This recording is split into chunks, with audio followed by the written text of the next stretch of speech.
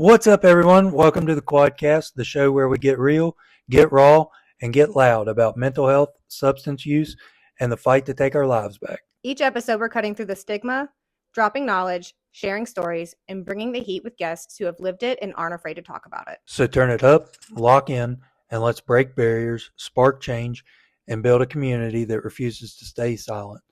You're tuned into the Quadcast, and let's get into it. You can find us on Patreon, Facebook, Instagram, or email us. The Quadcast is always looking for new guests, whether you're individuals that have experienced it, you're in law enforcement, treatment programs, nurses, doctors, or anyone that just has something to say. Come share your story with us on mental health or substance abuse. Warning, there's cussing in this video. If you don't like swear words, well, you're watching the wrong damn show.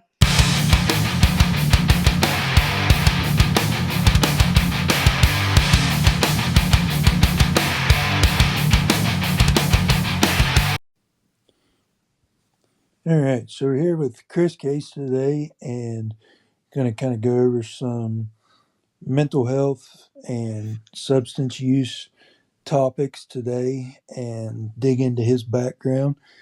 Chris, appreciate you taking your time and joining us. If you want to take just a second, introduce yourself and kind of give us a little bit of a background of what you went through, and then we'll get into it.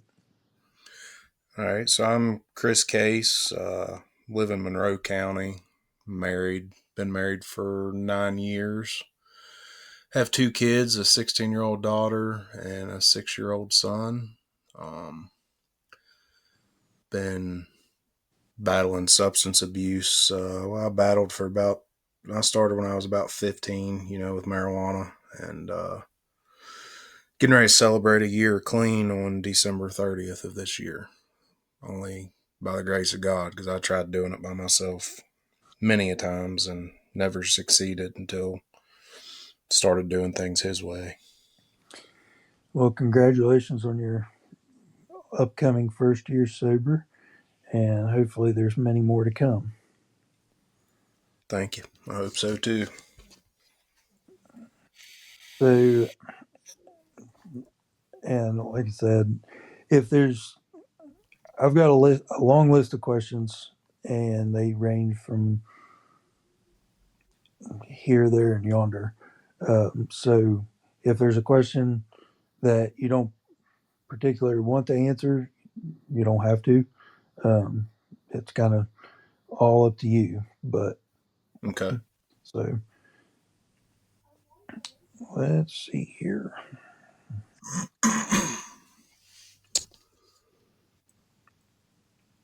I got my questions on my phone. I can't hardly see them.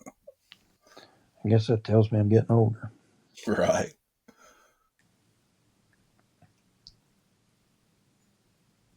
All right.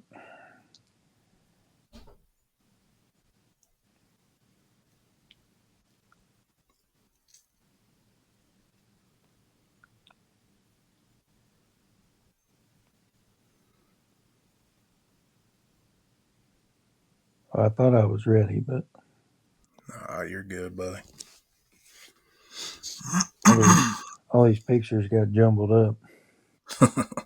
So we'll start out with the substance use part and kind of let it drive us where we want to go. But when did you first notice that using substances became a way of coping for you, or did it become a way of coping? Honestly, I think it was a way of me. Actually, I know it was a way of me coping with just some childhood issues and stuff, but I didn't really gain awareness that that's what I was doing until, probably, last year, probably, June, July of last year. I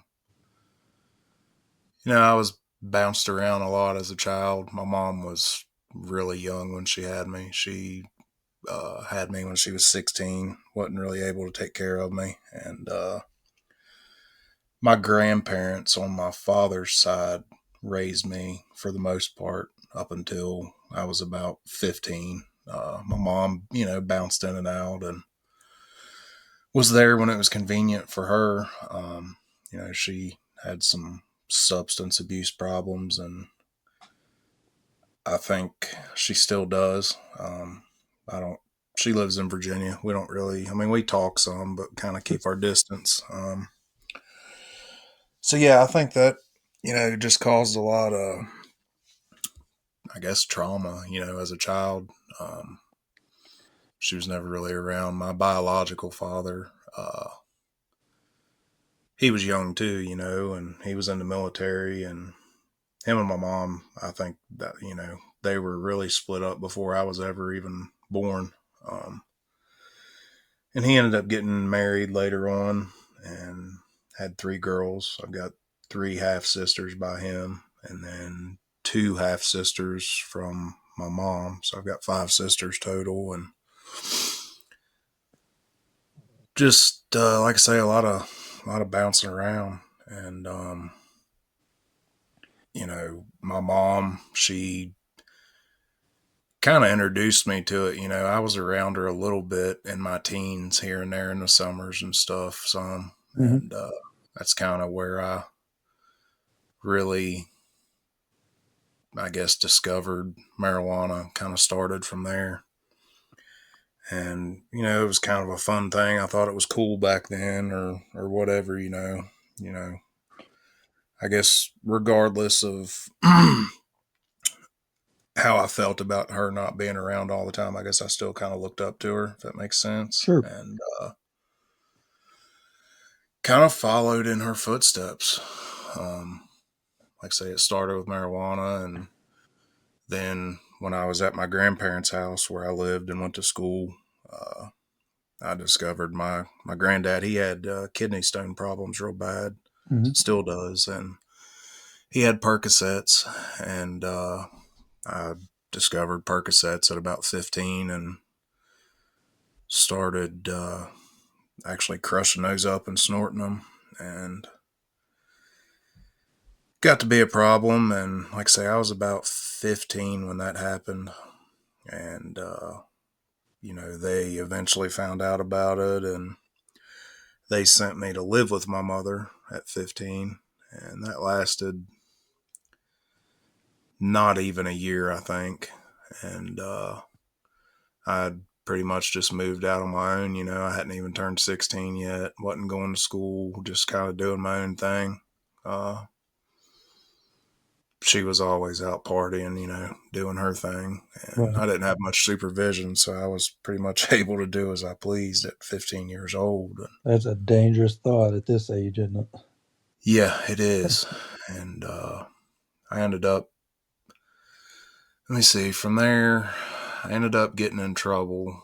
Um, I had actually done some Xanax, a bunch of them, and blacked out. I don't even remember. I remember like getting them and doing them, but I don't remember much after that until the next day. But I broke into an apartment, during that and stole some stuff. And the next day, I was going to sell that stuff to get money to buy more drugs. And actually, Jimmy McFerrin, Mm-hmm. when he was a cop, caught me and another guy down in a pawn shop in Ronsford. So Okay. I got in trouble with that, and they, let me see what happened after that.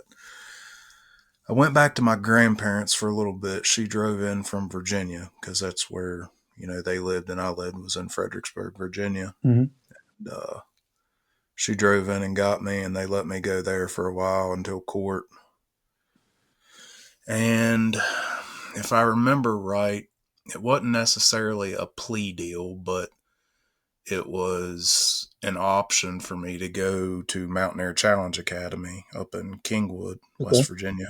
I'm familiar with there. I was actually a mentor for a boy that was down there 2 summers ago. Okay. So yeah, I went there in January of 2006 and went in there hot headed. I was mouthy and thought I was the biggest and the baddest of them all, and kind of the first couple weeks, I don't know if it's still the same, but then they couldn't really PT you or really punish you for anything you done, till you got your physical clearance. Right. And after those 2 weeks, I stayed on D squad with Mr. Brown for the next, I think, 14 weeks. Oh my gosh. And, that was, looking back on it, it was miserable, then as a teenager, I never had structure really, Right. my grandparents, they wanted what was best for me, obviously, and they, I guess, kind of had a soft spot to me or for me because my dad wasn't around, my mom wasn't around. So, I was, I guess, kind of the favorite. I don't know. They kind of spoiled me. I always got whatever I wanted. And, that turned into another monster, Sure. coming as a young adult. I thought I never really had to, I guess, work for anything, if that Right. makes sense, or be. It was just handed to me, and so that brought on some entitlement issues. I thought I was entitled to everything, and you know, just a real reckless part of my life. So, anyways, I went to Mountaineer Challenge Academy, and I didn't complete the program. I made it, I think, about halfway through. If I remember right, it was like a 22-week program, and I made it, 14 weeks or something. Mm-hmm. And, was just ready to get out of there. I hated it, and I ended up actually tearing open a razor blade that you shave with and got the blades out of it and was self-mutilating, started cutting myself, as a way to get out of there, I guess. Damn. So that happened, and I got kicked out for that. And I went to the Donald R. Coon Juvenile Center down in Boone County. That's got to be a rough joint down there. Yeah, there was two sides to it. There was, I guess, kind of a rougher side, kind of like an actual juvenile prison. And Mm-hmm. then where I was at, I was studying for my GED. I got my GED while I was there. Okay. And it was like a 90-day evaluation was what the court wanted. Mm-hmm. And I went there and I did great there. I knew there was no other way to get out of there but to do great. So Right. I guess I kind of, you know, fooled them, I guess. So I got done with that. I got my GED. I got out of there and um, just started working. I think I started working I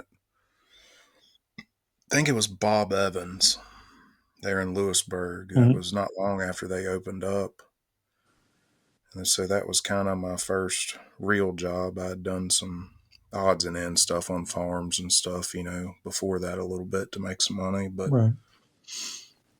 so I did that, and I was staying with a family friend um, down in Caldwell, and she was actually married to my cousin, and they ended up getting separated, and there was some abuse issues there. But Mm-hmm. anyways, I stayed. She let me stay there, and then she ended up getting in a car accident down in Caldwell, and ended up getting killed in that accident. And I had heard about it. I forget, someone called, and I went down there and I kind of seen that, and that brought on some stuff I never really dealt with, because Sure. she was a good person. She was kind of like another mom to me. And so, anyways, then I had to find another place to go, and wasn't really going to work. I hated that job. I just didn't like it. So I started selling pot and coke and whatever, I could make a little bit of money on. Mm-hmm. It was just kind of bouncing around, couch hopping, I guess. And so then I guess that went on for probably close to a year. And I was about 17, I think, and my great grandma from Virginia, which was my dad's mom's mom, she helped my grandparents raise me, and uh, I was always at my great grandma's house, and so she was getting pretty bad off with dementia and Alzheimer's, and she had like 2 hip replacements, a couple heart attacks. I mean, she was tough, but those were her last days, and my grandma asked me if I wanted to come down there and stay with her and help kind of be a caretaker. Mm-hmm. And my grandma paid me to do that, and I went there for a while. And of course, she was on, oxys and morphine and stuff, and I was never really like took all of her pills, but she never took them very often. Right. So whatever she didn't take, I was using. And so that's Cool. when I kind of started getting into a little bit of harder drugs. And it was a really, I guess it was hard seeing her like that. Sure. And I decided that I just didn't want to do that anymore. So I told my grandma and everything, and I think I was there for. I guess I come back to West Virginia. I was getting ready to turn 18, or had just turned 18, and like I say, I just didn't want to do that anymore. I couldn't handle seeing her like that. Her health was declining really fast, and she couldn't remember who I was, and there just needed to be a medical professional to step in and help take care of her, and I wasn't that person. So Right. That's a lot for one person to take on. yeah, for sure.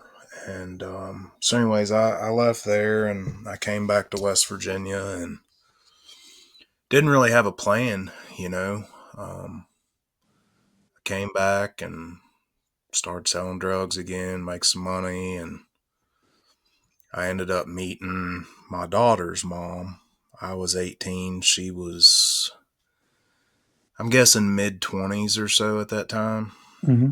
And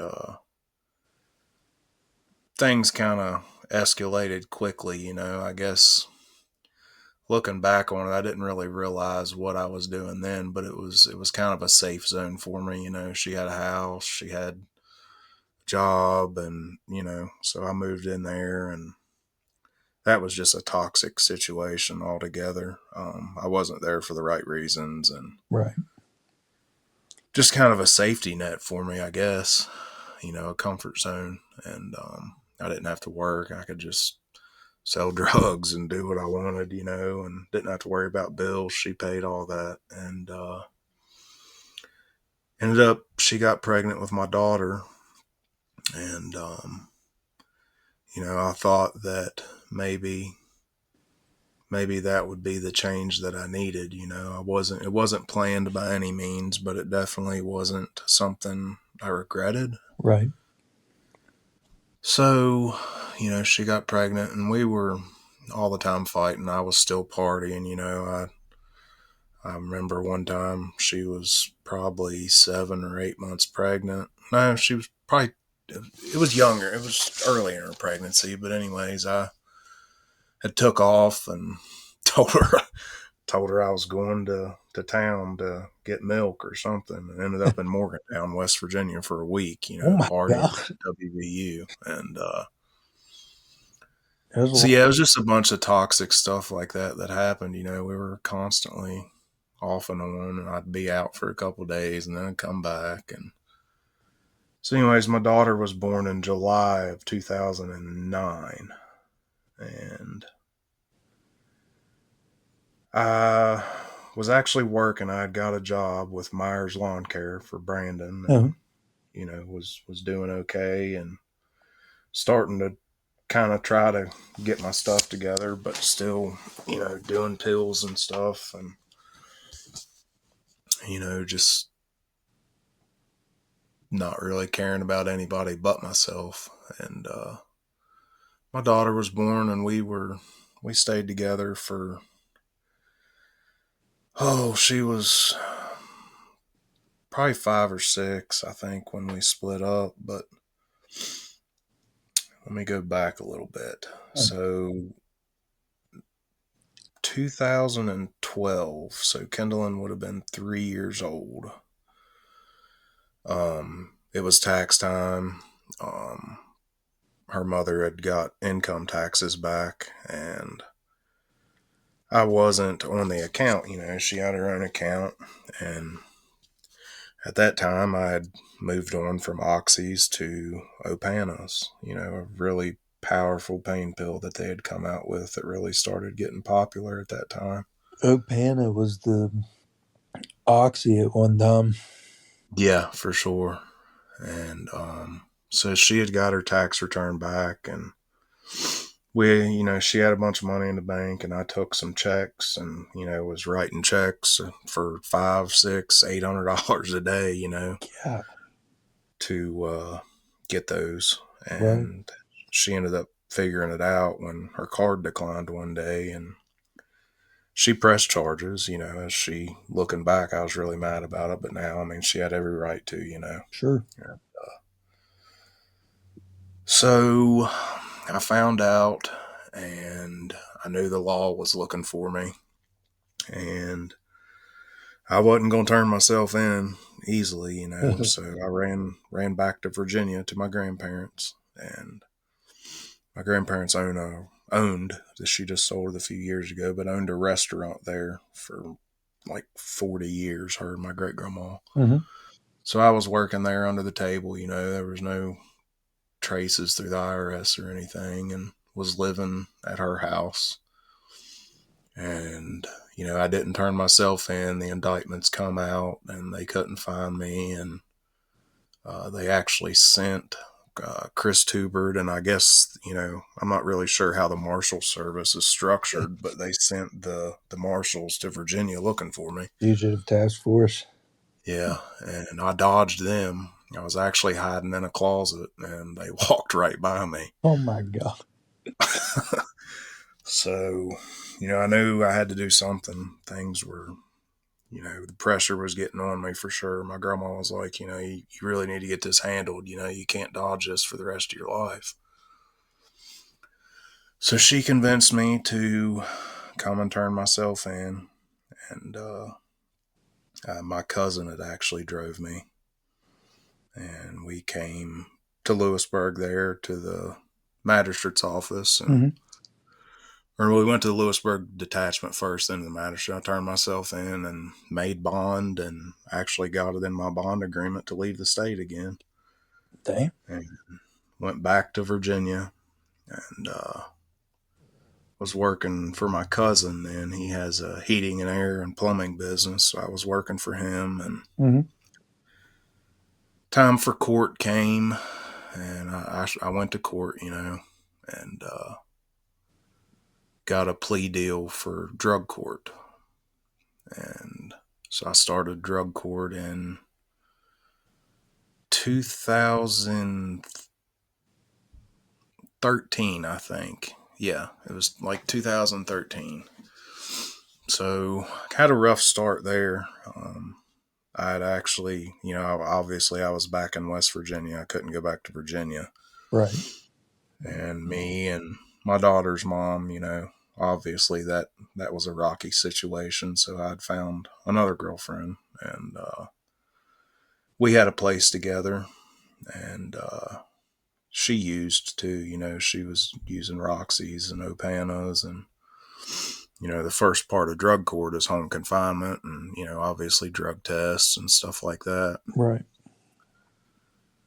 So I guess I was maybe 3 weeks or 4, maybe a month into drug court, and Tanya was in charge of drug court then, and she was always like, just be honest with me. If you use, just tell me, and we can work with you. Well, I thought that was just a free reign to just get high every day and then just be like, hey, I got high, and it was going to be okay.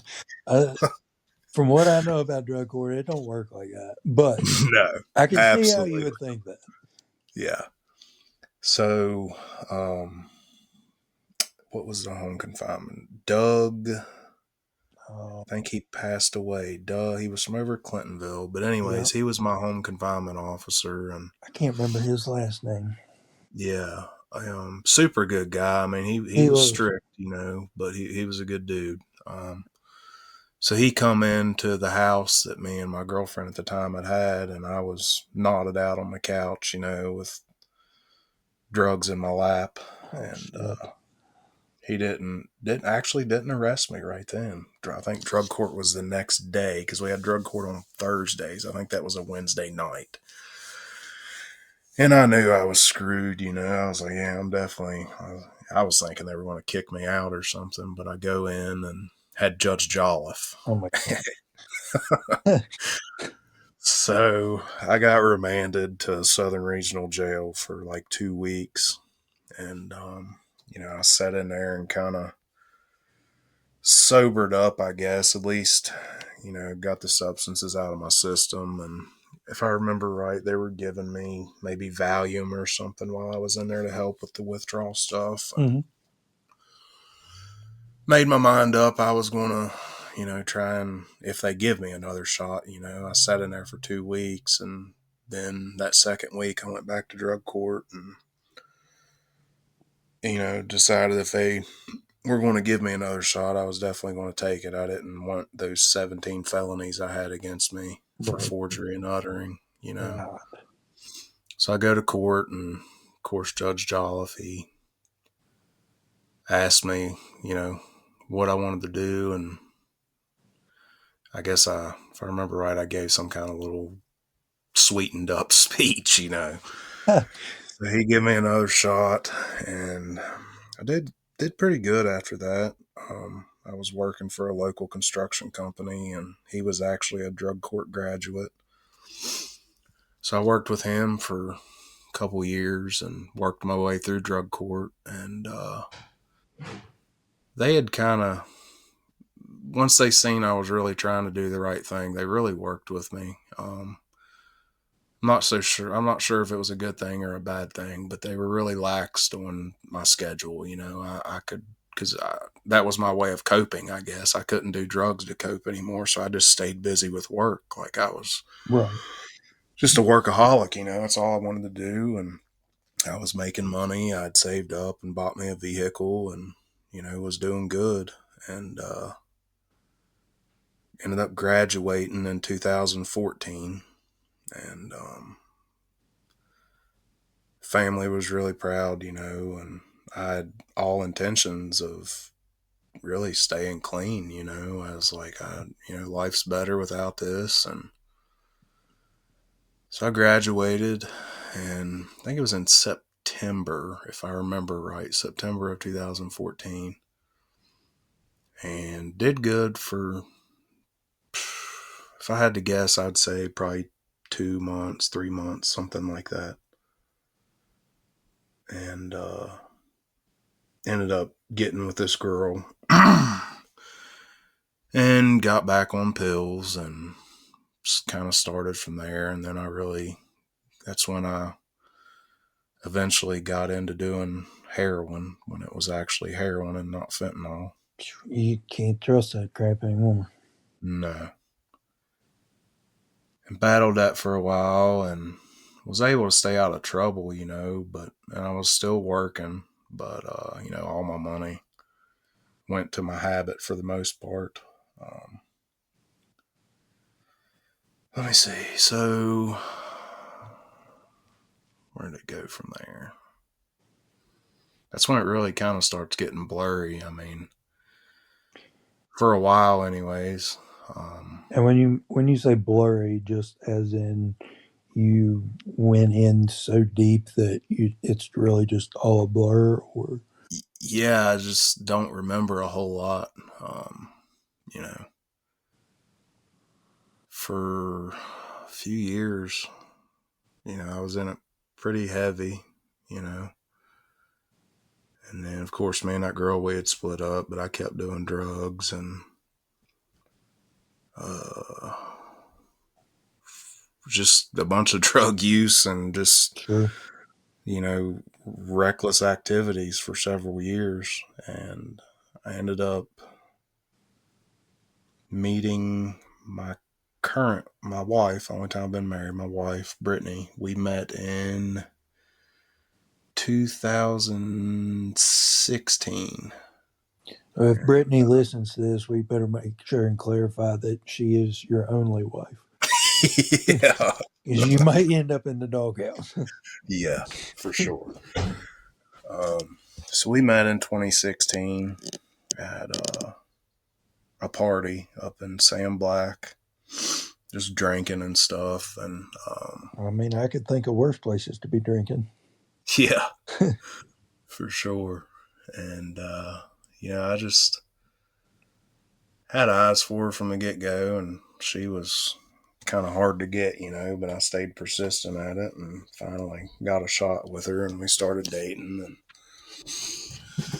I had kind of cleaned up, I was still doing some coke, on the weekends, but as far as everyday use, I had kind of got out of it somehow, and I'm still not really sure how I done it, to be honest with you. But I was still doing coke some through the week and on the weekends, and I hid that from her. She didn't do drugs. She's never done anything, and I knew that, and I knew she wouldn't be okay with it if she did. So Right. I definitely kept that under lock, and we ended up moving in together eventually. We got a house down here in Monroe County because she's from Giles County, Virginia, and Okay. she's really close to her family. They're a really active family, I guess, is what I'm looking to say. So she wanted to stay close to her family, which I was fine with. So we got a house, and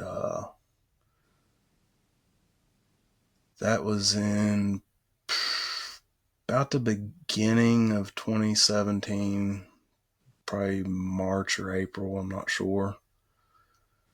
And then not long after that, my daughter's mom, well, I guess it had been going on for a while, but I was paying child support, for Mm-hmm. a long time. And she was on drugs, couldn't keep the power on and stuff. And Mm-hmm.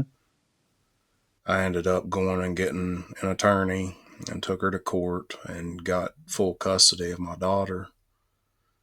So she come down to, move in with us, and that was a really big thing on Brittany. She hadn't had any kids, and she was a little bit younger than me too. And she did great. My daughter moved in with us. Brittany was excellent and still is, with her. It's like her own. So we did good for a while. I ended up starting my own business in 2017, probably July or August, somewhere in there. I started a remodeling business Mm-hmm. and was doing great. Had a lot of work and was making some good money, and ended up seeing an old friend at a gas station in Alderson, and ended up, buying some Opanas, and it just spiraled downhill from there again. The two things that touched me right there. One was Alderson in 2017, and the other one was an old friend after you'd been through all that you had been through. Those two things stuck out to me because Alderson was terrible on O'Panas around that time frame. Yeah, for sure. It was definitely a hot spot for him.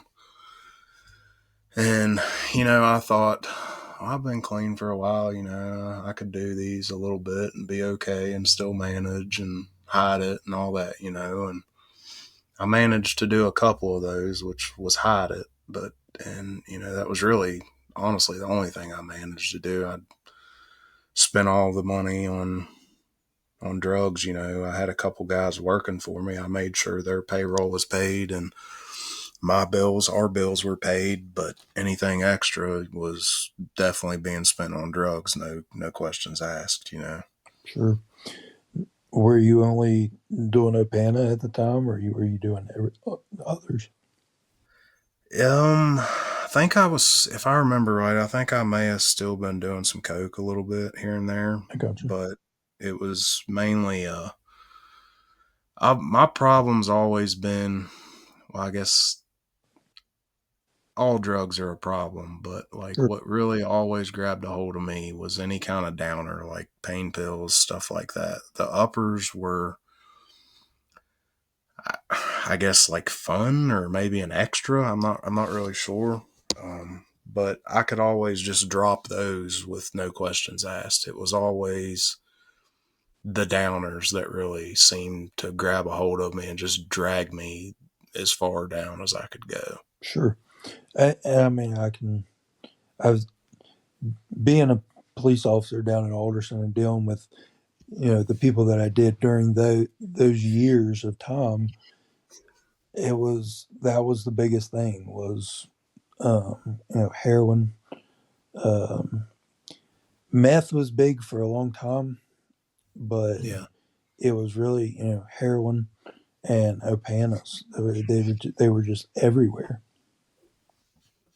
Yeah, there was definitely an abundance of them, and it seemed like there were some, obviously there were some in Lewisburg. That was kind of a little bit younger crowd, I guess, at the time that was really pushing those. I would But agree with you there. seems like from Alta west, from there to like Rupert, Raynell, Alderson, Sam Black, it, it was just, they were everywhere. I mean, it wasn't nothing to find them. And a lot of that contributed to we when I was because I was in Alderson as a police officer from October of 15 until October of 17. So during that time span, we had Detroit bring a lot of dope in and hanging Yeah. out. There was an Italian gang that was in and out of there here and there, and then just all the locals. And it was meth, heroin, and Opana. That was Yeah. literally it. And that's a wrap for today's episode of the Quadcast. Remember, breaking stigma doesn't stop when the episode ends. We're building a movement, and you're a part of it. Stay strong, stay aware, and stay connected. And this is the Quadcast signing out.